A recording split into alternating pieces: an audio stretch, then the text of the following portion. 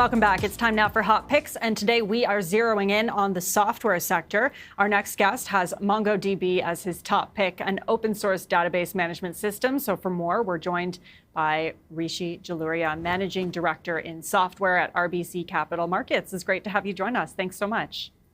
Thanks so much for having me. So I guess we'll get right into it then with your first pick, as we mentioned that off the top. MongoDB, what is it that you like about this software company? Yeah, absolutely. So look, I think MongoDB is a really interesting one, especially as we think about navigating this new AI world that we're entering in. So MongoDB it's open source, but it's under a different license methodology. But more importantly, it's really built for unstructured data. And if we think, what does AI create a lot of? It's unstructured data, right? Stuff that doesn't neatly fit into rows and columns.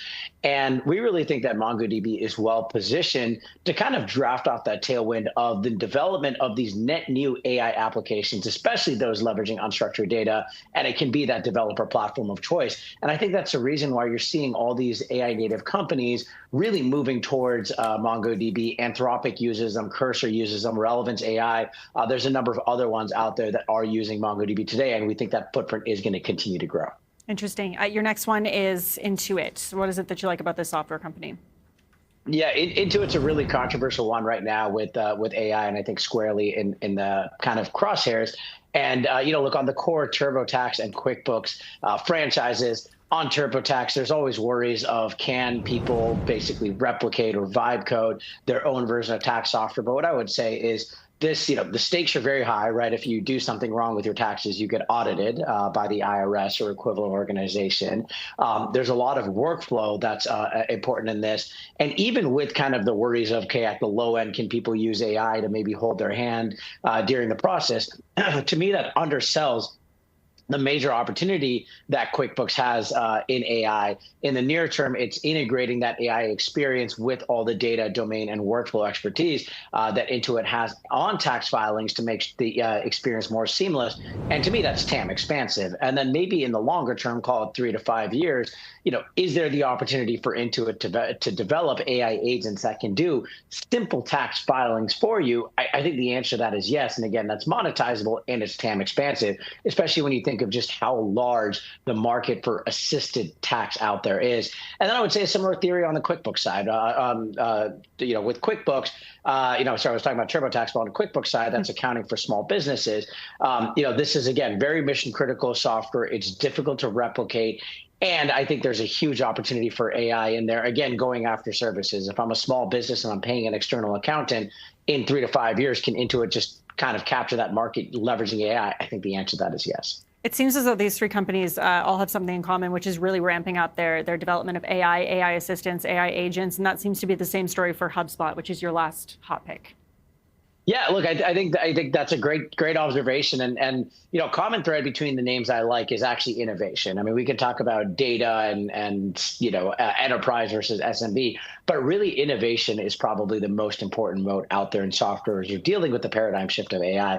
And with HubSpot, I would say the same thing. HubSpot, it's a CRM company, so they do marketing, sales, commerce, operations, service.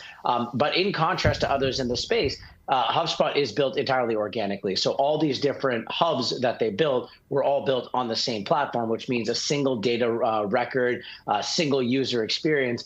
And I think HubSpot, especially under the leadership of CTO and co-founder Dharmesh Shah, has been very AI forward in their roadmap. I mean, I subscribe to Dharmesh Shah's newsletter. He is probably more hands-on with AI than any public company exec I see, at least in this market cap range.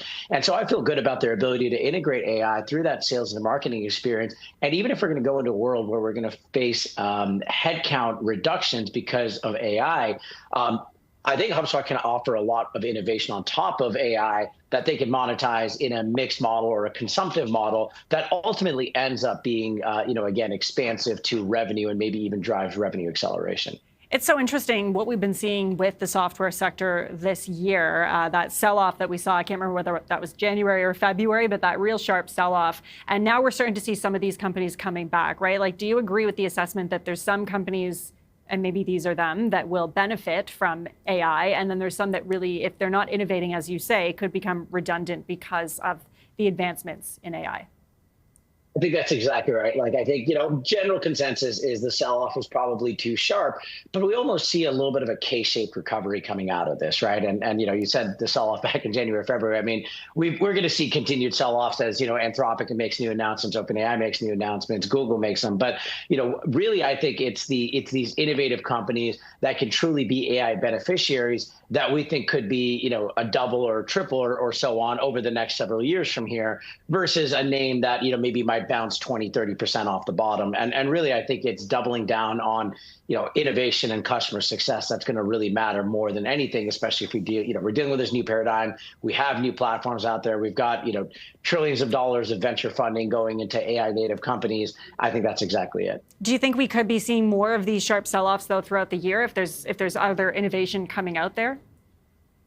I think yes and no, right? Like, I think, to a certain extent, I think maybe some of the most draconian situations are already out there of, job losses and what happens to all of these companies. So that's on one hand, maybe the worst is already out there. But, as we saw when Claude came out with Claude Desktop earlier this week, right, it did contribute to a continued sell-off in software along with some of the private credit news and a few other things out there. There's just a number of factors. So, there's potential for continued sell-off, but I would say so many of these software names are trading at such cheap multiples, even on GAAP earnings, that it's hard for me to say that, a sustained sharp sell-off, right, won't have a bounce back. And at the same time, I think if a lot of these companies can actually show real acceleration in growth towards the end of the year, it becomes harder and harder to underwrite that AI bear case, that if a company is actually accelerating growth, well, then maybe the AI bear case isn't accurate. So that's kind of where I think about it. I hesitate to call a bottom. No one has ever successfully called one. But to a certain extent, from a narrative perspective, at least, it feels like the worst is behind us. Okay, we will leave it there. Rishi Jaluria, Managing Director at RBC Capital Markets. Appreciate your time. Thank you.